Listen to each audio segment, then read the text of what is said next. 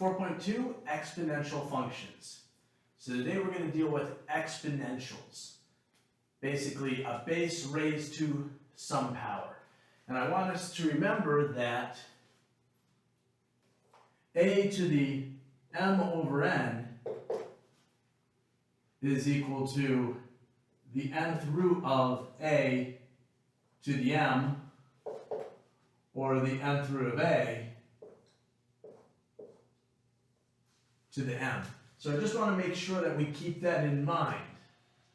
But what I'm going to do now is we've dealt with these rational exponents, but we're going to expand our definition a little bit and say that we can have a to the r where r is any real number.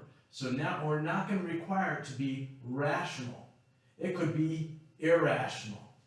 So there is nothing wrong with having 2 to the square root of 3. We can do that. It's not pretty, but we can do it. How do we do that? We approximate the square root of 3 and then raise 2 to that power. Grabbing my calculator quickly. So the square root of 3 is approximately 1.73205080757. Approximately. Right? Because we know it's an irrational number. So 2 to that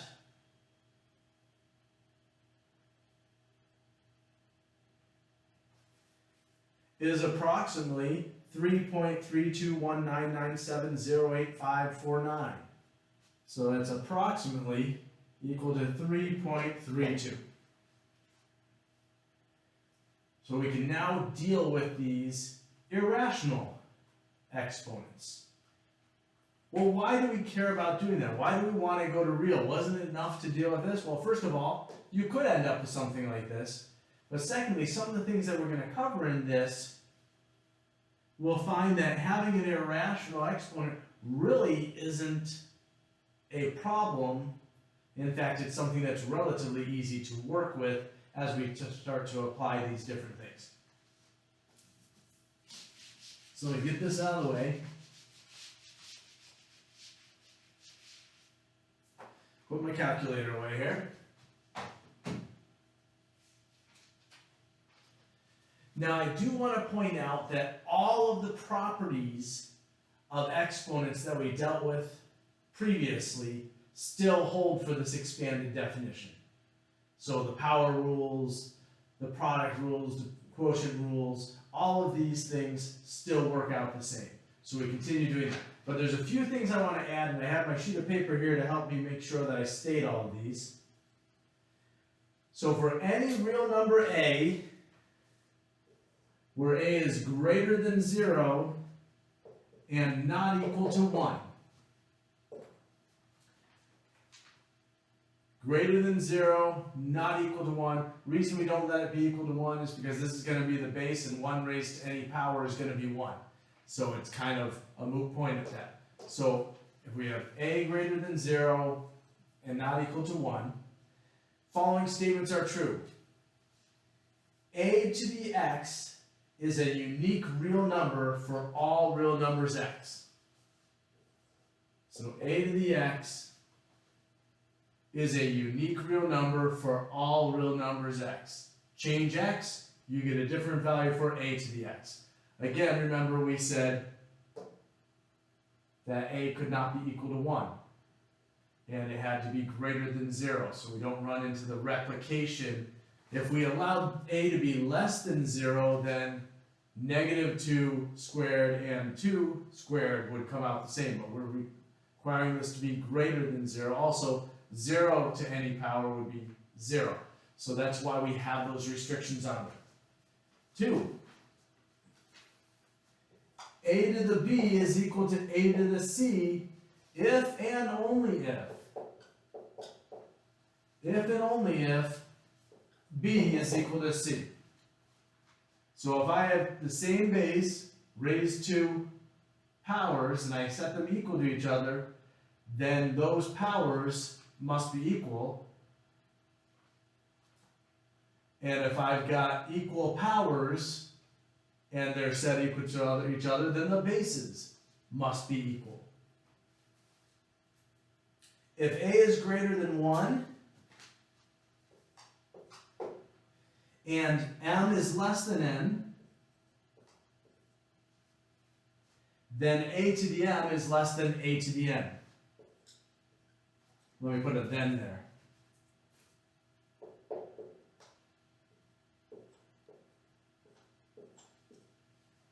So if a is greater than 1 and m is less than n, then a to the m is less than a to the n. Kind of makes sense when you're raising a base greater than 1 to a power. Larger powers are going to make it bigger, smaller powers are going to make it smaller. And then finally, if a is between 0 and 1, and m is less than n, then a to the m is greater than a to the n. So just some additional rules or properties of exponential functions. So let's just do some basic exponential functions, just plugging some information in here. Let's say we have f of x is equal to 4 to the x. And I want to find the following. F of negative 2, f of 5, f of 2/3, and f of 2.15. Now remember, this is just plugging them in, so all we're saying is 4 to the negative 2, 4 to the 5, 4 to the 2/3, and 4 to the 2.15. Now obviously looking at this, we know that the negative makes it 1 over, so 1 over 4 squared is 1 over 16, so 1/16. 4 to the 5th, 4 times 4 times 4 times 4 times 4, which gives us 1024. 4 to the 2/3, remember that 2 is your power, and then your 3 is your radical, the cubed root. So 4 times 4 is 16. And then we take the cubed root of 16, which it should be 2 radical 2. 2 cubed root of 2. And then 4 to the 2.15, we really just got to plug that into a calculator. I don't think most of us are going to be able to do that in our head. And it comes out with approximately 19.698, whatever it goes on to. So that's plugging those in. Works pretty well. And that's just the easy part there.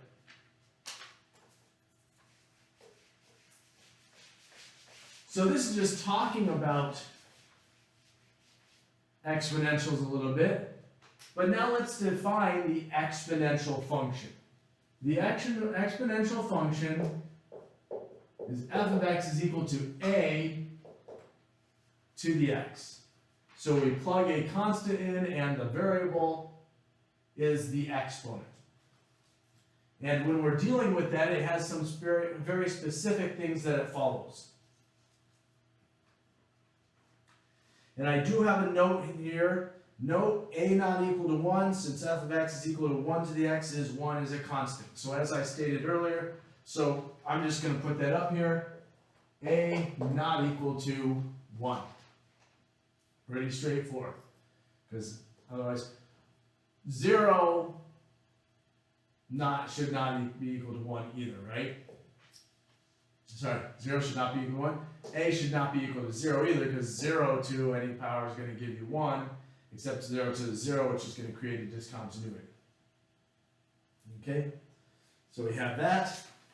So what if we're looking at this and how does this affect, let's say, graphing? What does it look like? Well, there's 3 points that will be on any exponential function graph. They are -1, 1 over a, 0, 1, oops, and 1a. And these should be relatively obvious as soon as you think about what's happening. Remember, we're plugging x in for the exponent. So if I make this a to the -1, then obviously we're going to have the reciprocal of a, 1 over a. If I plug in 0, any number raised to the 0th power is 1. So that point's always on the exponential function. And if I plug in 1 for x, we have a to the 1. Any number raised to the first power is itself a. So those are 3 points that you can always know will exist on an exponential function. So keep that in mind. If a is greater than 1, then f is is increasing.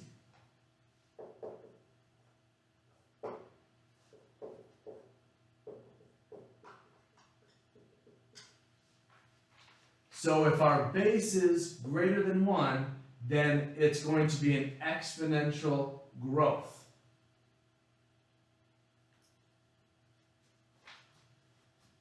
If a is between 0 and 1, then it will be decreasing, or exponential decay. Okay? Also, when graphing the exponential function, the x-axis will be an asymptote.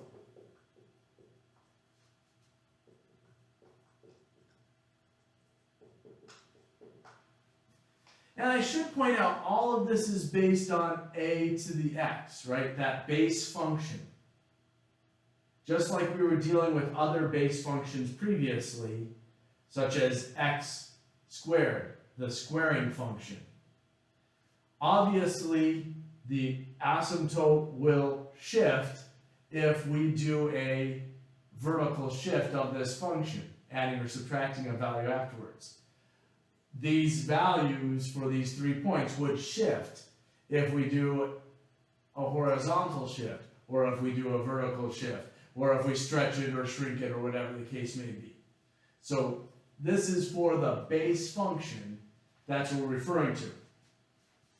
And then the domain of this base function is from -infinity to +infinity. So we can plug any values we want in for x, but the range is going to be from 0 to infinity. Now remember that 0 is exclusive because y equal to 0, the x-axis is an asymptote. So it's going to approach that, but never reach that. So let's try it.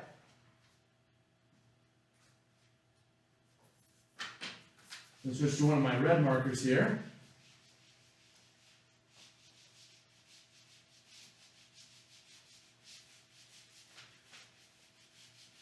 I cleaned off my eraser yesterday and it just seems to be going much smoother than it did, so I'm liking it much better, not getting as much smearing. Okay, so what if we have f of x is equal to 1/2 to the x? And if we want to graph this, well, what do we know? First of all, we know that the x-axis is going to be an asymptote. That's simple enough. So I'm going to put x-axis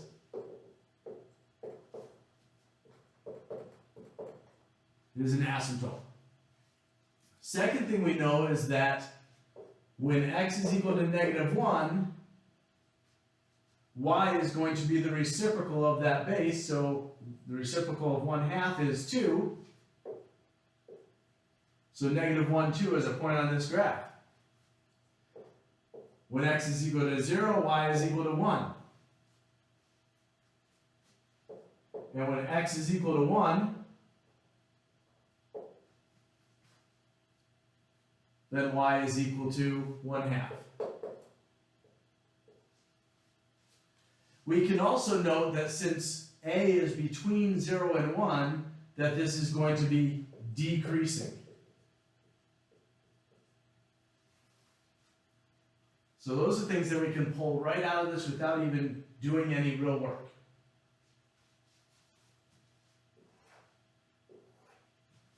So to graph this, make that show up a little bit better on the screen.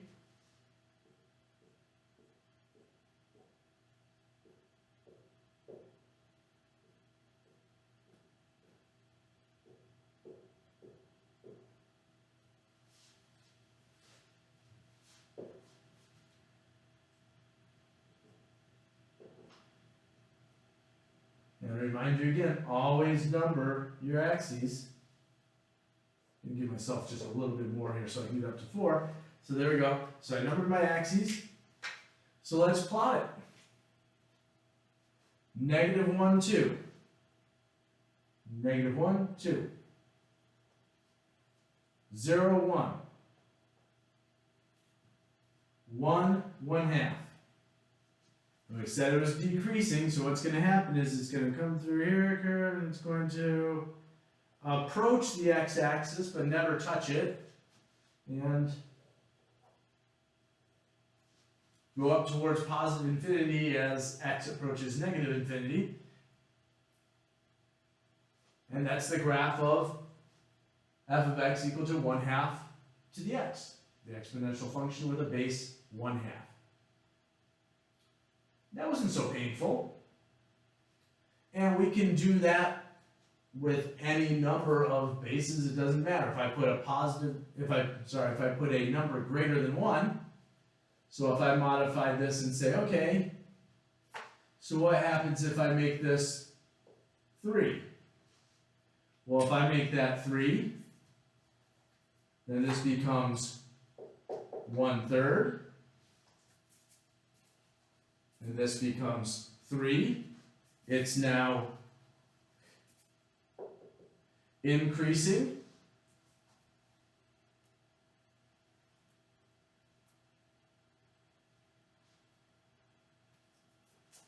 And I have negative 1, 1/3. 0, 1. 1, 3. And we now have an increasing arm starting near the x-axis, but never touching the x-axis. So you can't get much more straightforward than that, at least not at this point in the game. So let's get that out of the way and continue on.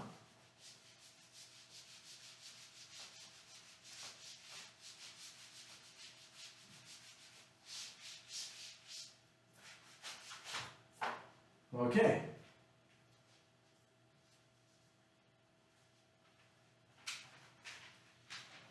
So that's dealing with the base function. Let's take this a little more and look at reflections and translations.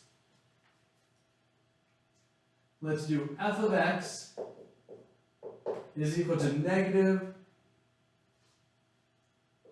3 to the x plus 2 minus 2. Wow, let's just pile everything on at once. I just kind of skipped over another one because it was just negative 3 to the x, and I didn't think that was enough for us to really focus on that. So what's going to happen here? Well, remember, whenever we're dealing with translation, stretch and shrink and everything, shifting, we're looking at what's the base function. The base function is 3 to the x. So we know with 3 to the x that we're going to have negative 1, 1/3, 0, 1, and 1, 3. Well, then what happens? X plus 2, remember that's the first thing, we're working on the input. So if we add to the input, that actually shifts the function to the left by that amount. So this is going to shift to the left by 2. So I'm just going to put down, this is the base. Now the x plus 2 is going to shift left. So left by 2. Right? Because x plus 2 shifts to left by 2. So that means we're just going to keep the y values as they are, but we're going to change the x values by subtracting 2 from them. So we're going to get -3, 1/3, -2, 1, -1, 3.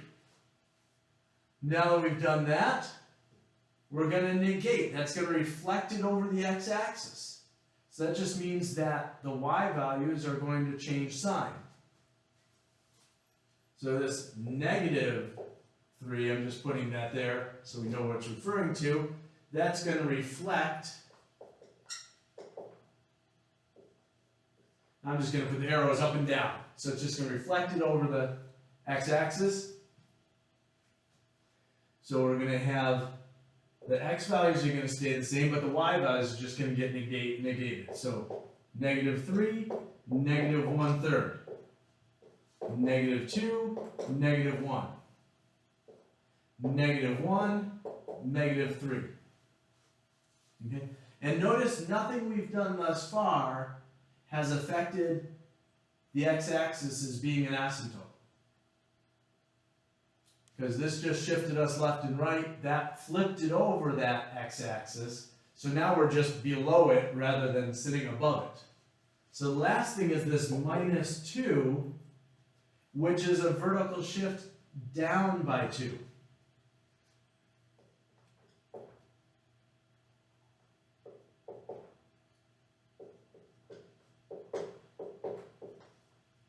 So a vertical shift down by 2. Which just means that all of my y values are going to have 2 subtracted from. So we have -3, -2 1/3. -2, -3. -1, -5. But remember now, since this shifted us down by 2, that also shifts our asymptote down.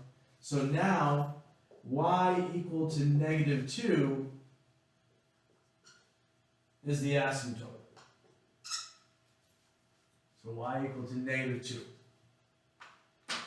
So now I'm going to come over to the side here, I'm going to graph it. Just because I'm a little crunched here, I'd rather use a little space over there. In fact, I can even cheat and move this out of the way a little bit. Hopefully we don't get a crash as it goes falling onto my desk. There we go, to give us just a little more space. So put my axes in place.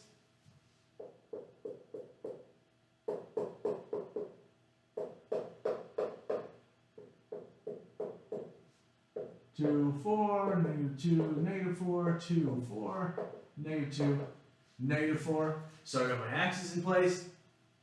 And I'm just going to, first of all, I'm going to mark that asymptote just so I don't do anything stupid. Y equal to -2. Just to remind myself, that's my asymptote. You don't have to do that. There's nothing that says you have to draw that asymptote in. But if it helps you get the graph correct, by all means do it. So -3, -2 1/3. -3, -2 1/3. -2, -3. -2, -3. -1, -5. -1, -5.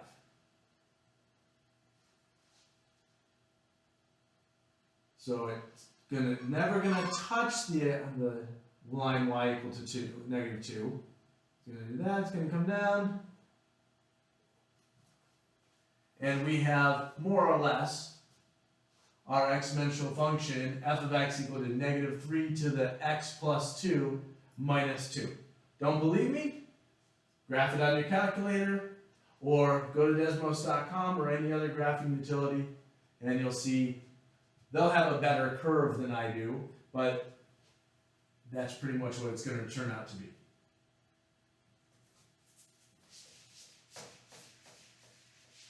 So those things that we learned for graphing functions affect us here too. They all work together just like they did on our other functions.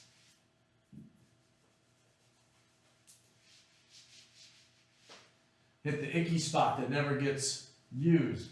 So we'll just cover that back up again and no one will ever know it's there. Look at that. Okay.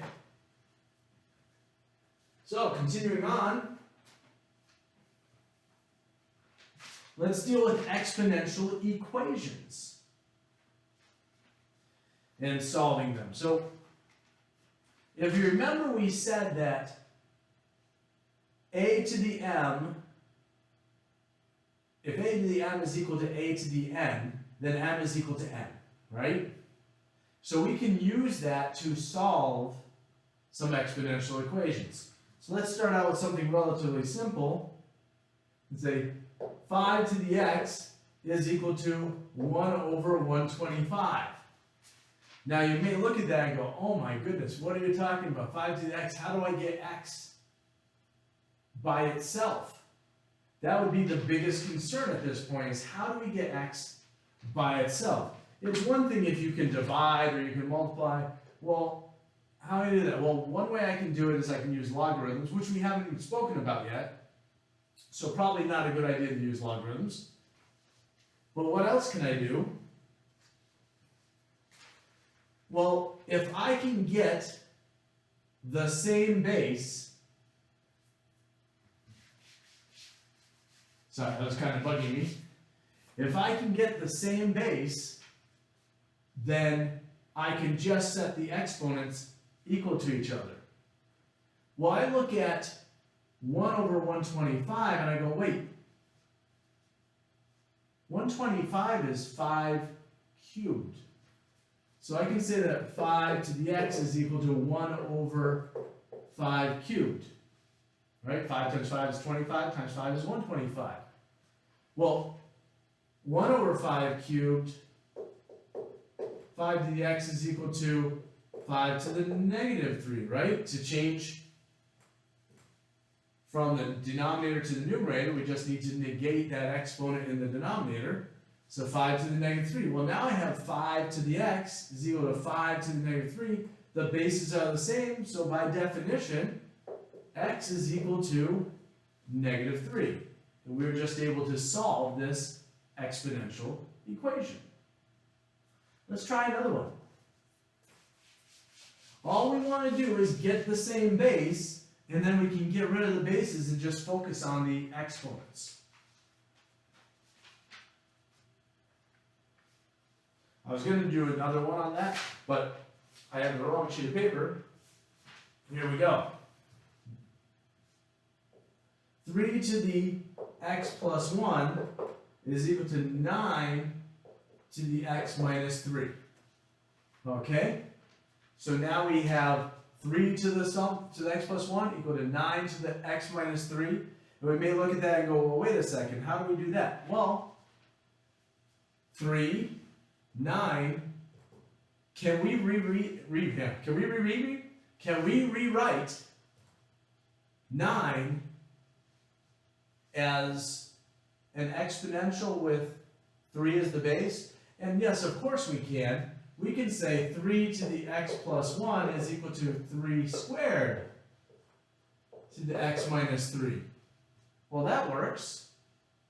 And then if we remember our power rules, 3 to the x plus 1 is equal to, I can multiply those two exponents together, 3 to the 2 times x minus 3.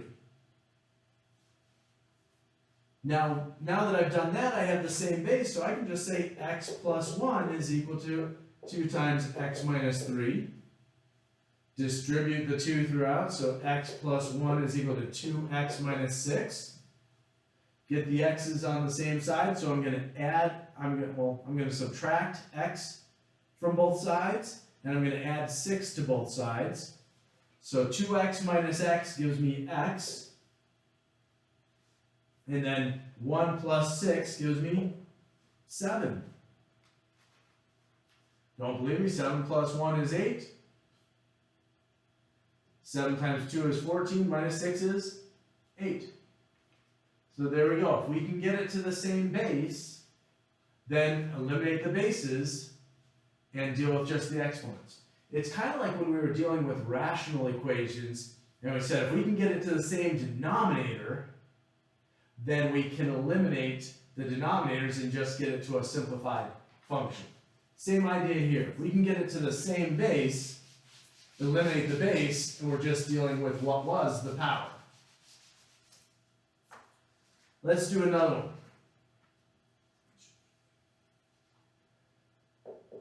X to the 5 halves is equal to 243. Wow. X to the 5 halves is equal to 243. I don't know, what? Can we rewrite 243 as something? Well, I believe that is 3 to the 5th. X to the 5 halves is equal to 3 to the 5th.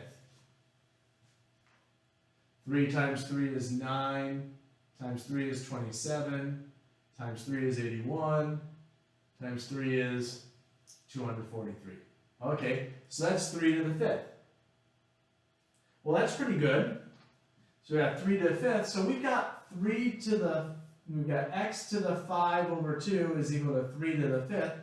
So we're pretty close. So let's rewrite this a little bit and say, well, what if we take the 5th root of both sides? We've got this raised to the 5th power over 2. We got this raised to the 5th power. So if we take the 5th root of x to the 5 halves, it's equal to the 5th root of 3 to the 5th. Well, what does that do for us?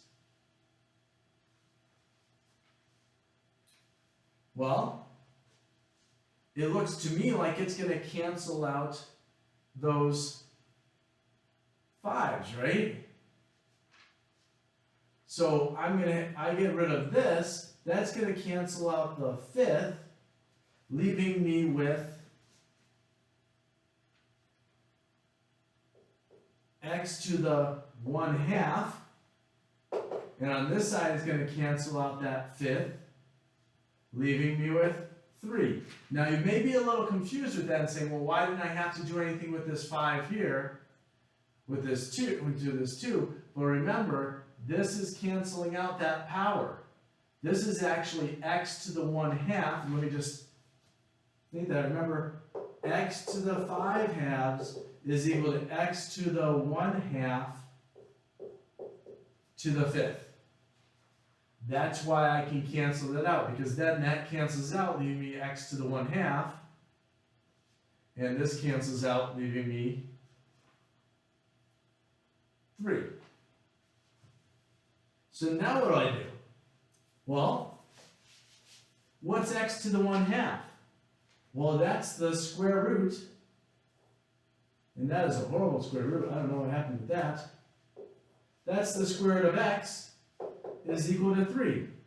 Well, how do I get rid of that square root? Square both sides. If I square both sides, I get x is equal to 9. The square root of x is x. The square of 3 is 9. So pulling in a bunch of rules that we've learned along the way, and I can understand where with this you might get really lost and go, what the heck do I do? Well, you start trying something. You start looking and going, well, gee, is there any way I can get something in common? And what I did here is basically I said, well, can I get this number by having a base to a power? And I found that I could turn that into 3 to the 5th, which now gave me a common power. But you have to realize that using the power rule, that x to the 5/2 is really x to the 1/2 to the 5th, which allowed me to bring it into this 5th root and cancel out the 5. So you always have to be looking for things, and don't be afraid to just try something and see what happens. Many times you'll go in, you'll try it, and you know what? It's just not going to work. And that's okay. So try something else. If that doesn't work, try something else. Use the different tools that you have at your disposal and see how far you can go.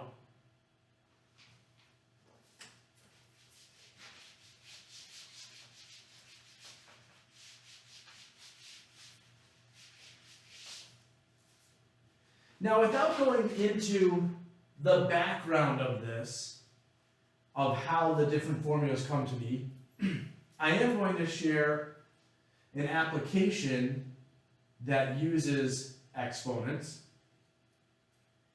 And what I'm going to do is we're going to talk about interest. We're going to talk about simple interest and compound interest.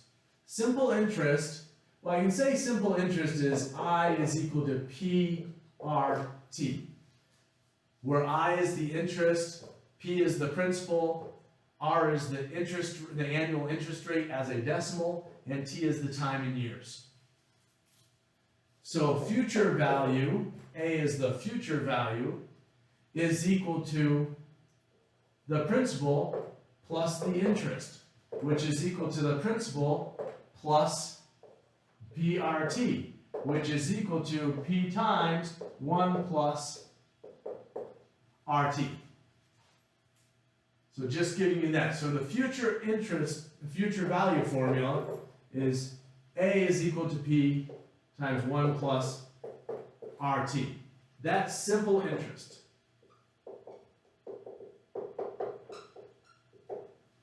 What I mean by simple interest is that this calculation just charges or gives interest based on the initial amount, that principal.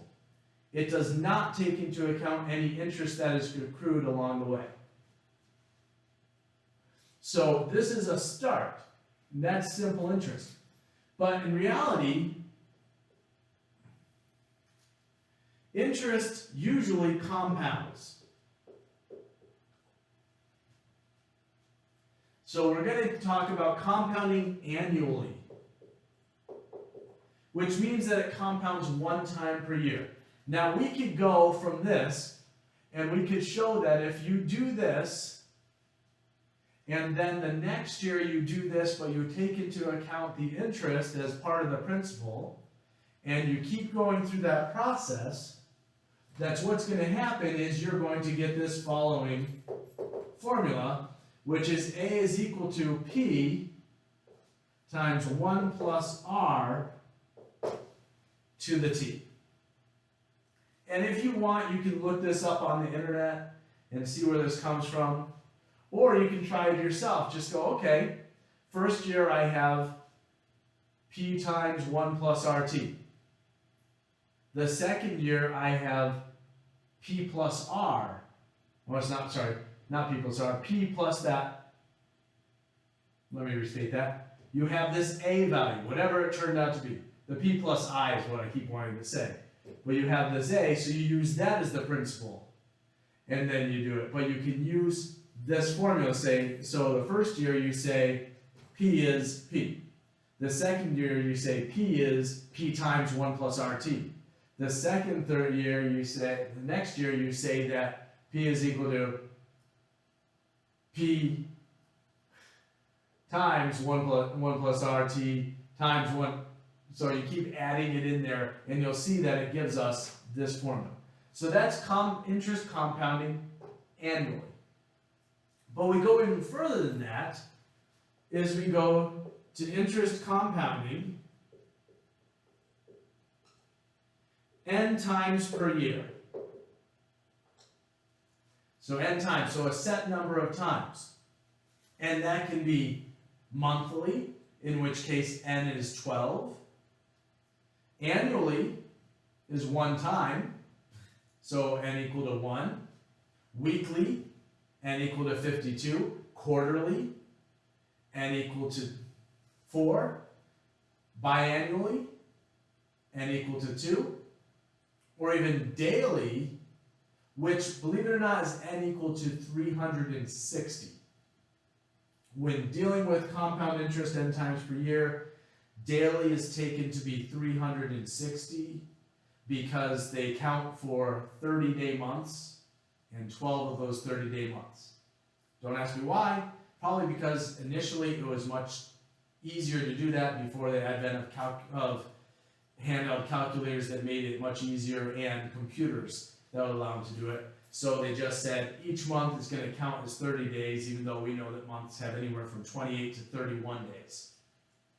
So that's the way they did it. So in this case, the formula turns into A is equal to P times 1 plus, and if we're compounding n times per year, then you divide the annual interest rate by the number of compoundings. That'll give you the interest rate per compounding period. So R over N. And then if you're doing that, then your time in years gets multiplied by the number of compoundings, because now it's saying how many times does it get compounded over the course of the loan or the investment. So to the NT. So you see that the real difference here is we divide the annual interest rate by the number of compoundings to get the interest rate per compounding period, and we multiply the years by the number of compoundings. So this here with compounding annually, T really told us how many times, the number of times it was compounded. So now that we're compounding n times per year, n times T tells us how many times it compounds. And then the last one, which is really what gets used in most cases, is compounding continuously.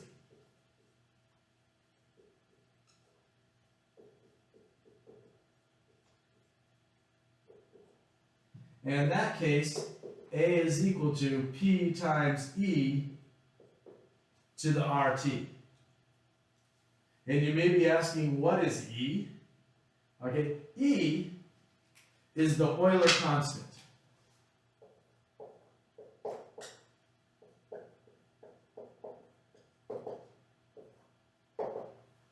And E is approximately equal to, and yes, I'm cheating to get a longer value because I know it out to a number of decimal places, but E is approximately equal to 2.71828 18284590452353602874874. It's an irrational number like pi. So we'll just say E is approximately equal to 2.71828. But your calculator has an E to the X button, or an E to the square button, whichever, an E to the empty box button there. So if you plug in 1, so E to the 1, your calculator will give you an approximation of E. So you don't need to memorize E. It's kind of like your calculator also has a pi button, so you don't need to memorize pi. So that's the Euler constant, and that gets used when we're compounding continuously, because we will see that there actually is a limit to this. You find that when you go from simple interest to compounding annually, that you end up getting more interest. When you go from compounding annually to compounding n times per year, you get more interest. So if you go to biannually, you get more interest than annually. If you go quarterly, there's more interest than biannually. If you go monthly, there's more interest than quarterly. If you go weekly, there's more interest than monthly. If you go daily, there's more interest than weekly, right? But what we'll see is that as that happens, it's actually an exponential growth, but in kind of an opposite way. So what happens is the change actually gets smaller and smaller And E, this Euler constant, is the limitation on this. So it's kind of the asymptote that it will never cross. Because you'll see with these that it will look like, wow, the more times they compound, the more interest I pay. So if they compound continuously, you'd think that you just owe them forever. But such is not the case. And compounding continuously is what the banks tend to use. So let's take a look at these and just try an example. I'm going to get them off of here just to give myself more space.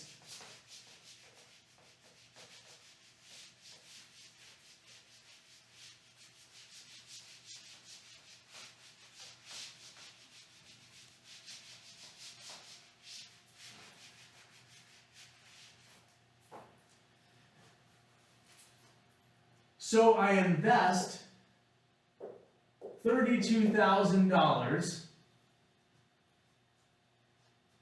at an interest rate of 7%, an annual interest rate of 7% for 6 years. And I want to know how much money I'll have at the end of that 6 years. So I'm investing $32,000 at 7% interest rate for 6 years. Want to know how much money I'll have at the end of that 6 years. First thing we need to take into account is this using simple interest? Is it compounding? And if it's compounding, is it compounding annually, weekly, daily, continuously? So what we're going to do is we're going to calculate this for a number of those. So if I do simple interest,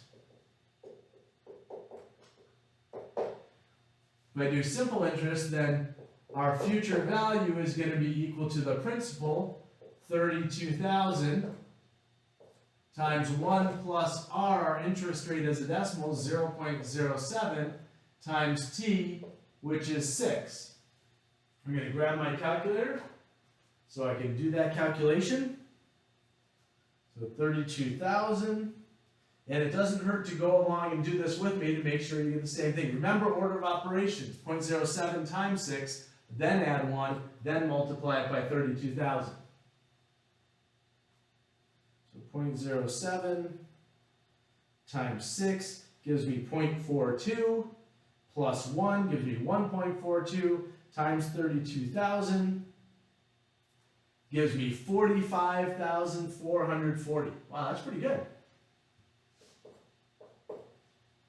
45,440. So I made over $13,000 in interest. That's pretty sweet. I can live with that. But I'm going to switch to red since my blue marker seems to be fading a little bit. I mean, it looks pretty good. Actually, I'll stick with blue for a little bit more. It looks pretty good on the screen. So now if I compound annually,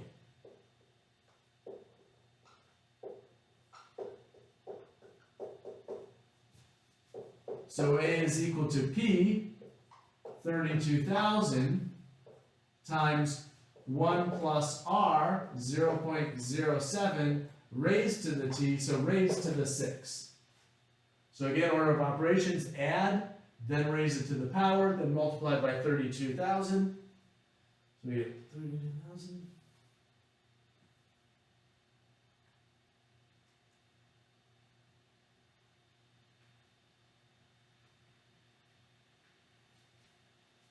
And I get 48,023 and 37 cents. I actually came out with 0.3712592.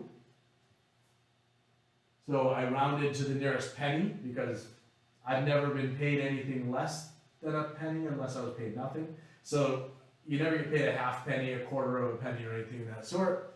So rounding, we got 0.37. One thing I should point out with this, especially now that we're into these exponents, is try not to round along the way. Or if you do have to round, keep as many decimal places as you can. Because if you start rounding these things to 2 decimal places in here, you're going to come out with very different answers. In fact, if I rounded that to 2 decimal places when I raised it to the power of 6. So 1.07 raised to the 6 gives me 1.50073035185. So if I just make that 1.5 and multiply that by 32,000, I come out with exactly 48,000. So I already lost over $23 because I rounded to 2 decimal places. So keep as many decimal places as you can. Okay, well let's compound monthly. Now remember, if you're compounding monthly, then n is equal to 12. So n equal to 12, just putting that there as a little reminder. A is equal to 32,000, our principal, times 1 plus 0.07 divided by n, or 12, raised to the n 12 times t, 6. Order of operations, divide, then add, multiply, then raise to that power, then multiply by 32,000. So let me quickly calculate that in there.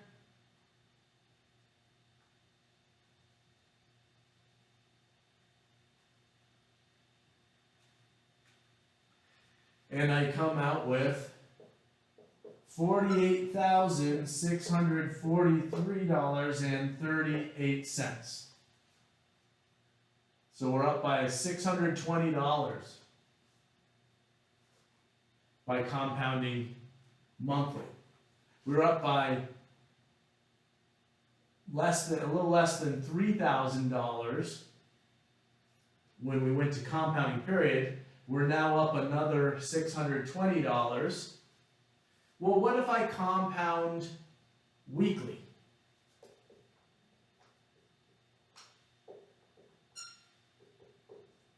That's n equal to 52. So A is equal to 32,000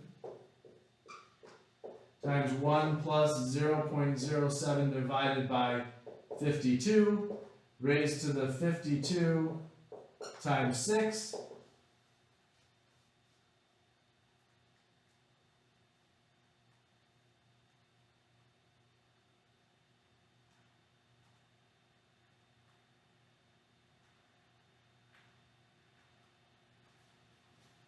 And I get $48,689.02. So 2 cents. So you can see now I went from compounding 12 times per year to compounding 52 times a year, and it only went up by less than $46. So let's go to continuously.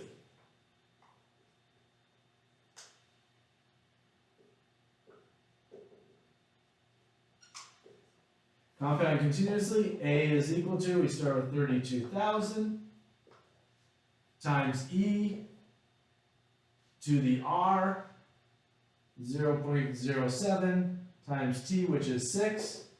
So we're going to multiply 0.07 times 6. We're then going to raise E to that power and then multiply by 32,000. So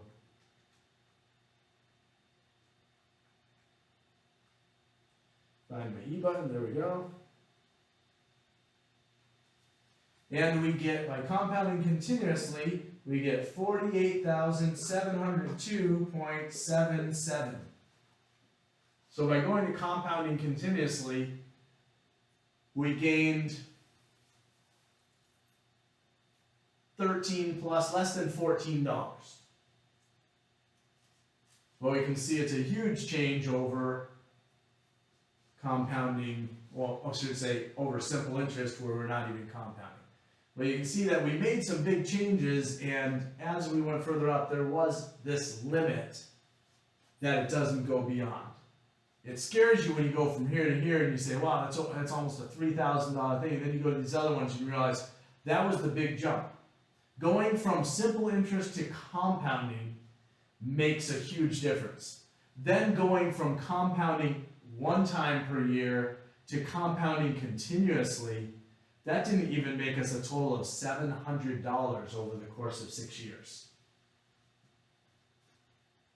So less than $120 per year was gained by compounding continuously versus compounding once per year.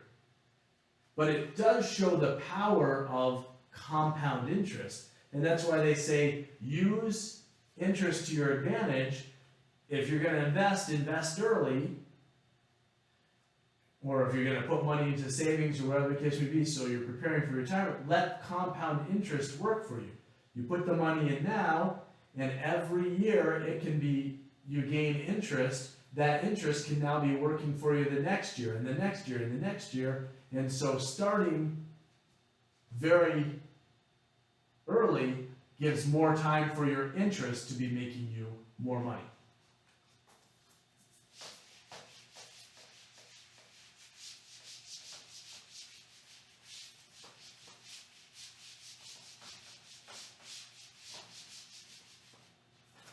Okay, so the last thing I want to discuss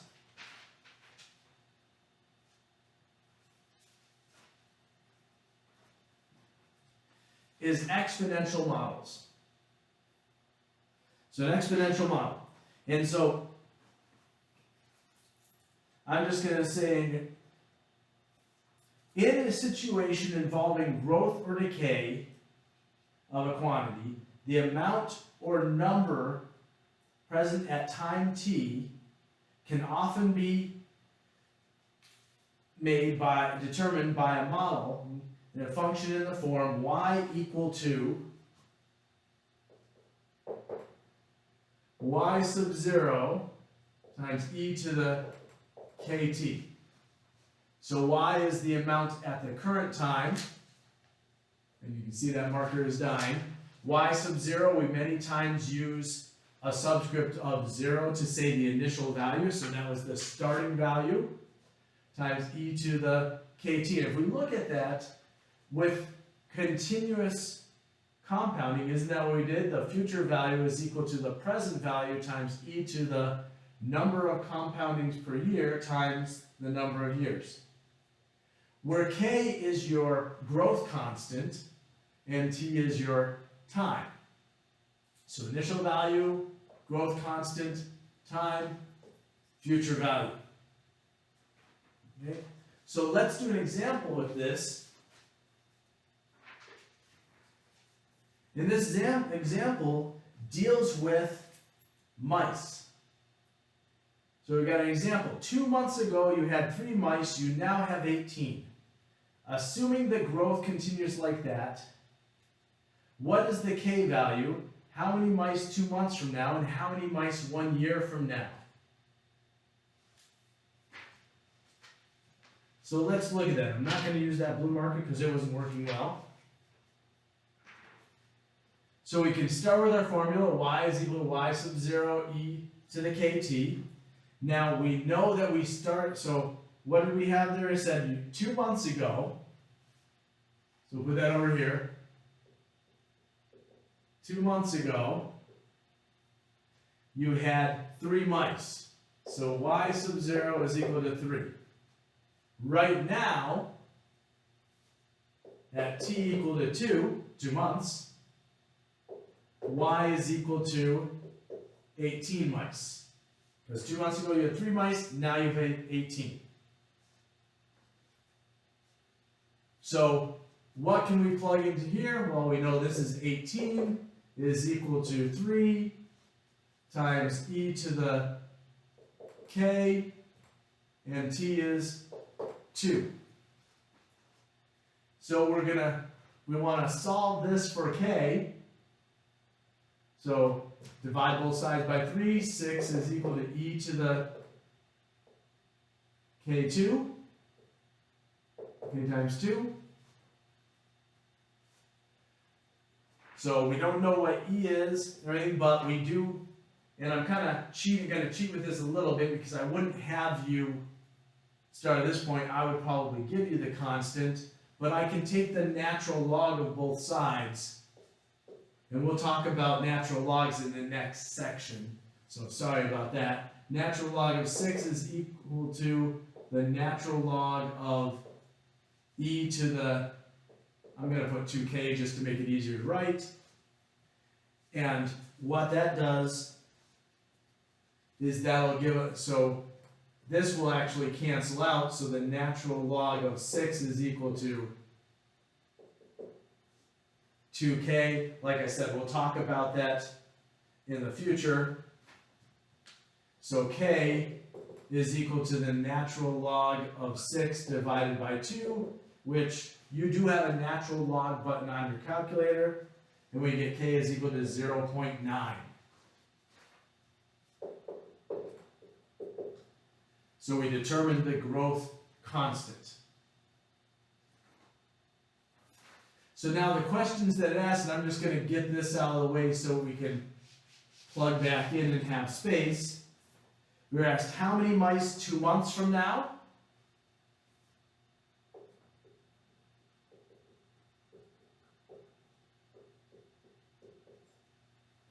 And how many mice 1 year from now?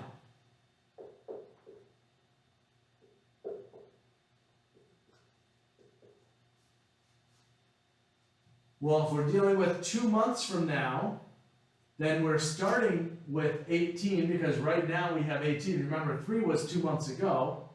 So we're trying to find y when the initial value is 18. E to the k we said was 0.9, 0.9, and t is 2. So we can plug that into our calculator. So I'm grabbing my calculator. I have 18. Oops. Hit the wrong button.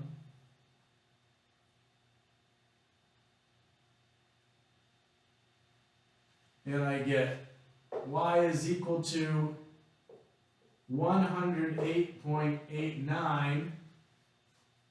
It continues on, which means that we can't have a partial mouse, so we're going to say 109 mice 2 months from now. Now we could even say, call that f of 2. Right, so 2 months from now we have 109 mice.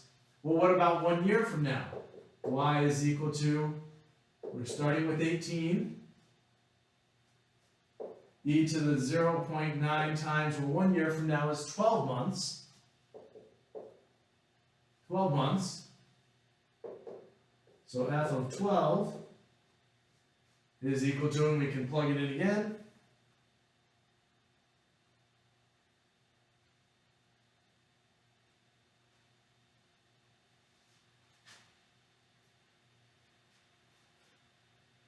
Let me just plug that in one more time, just to make sure. If you're plugging it along, you may do the same, or you may have gotten the same number. I just want to make sure I didn't do anything wrong, because it's a large number. But we know exponential growth can rise quickly. So 0.9 times 12,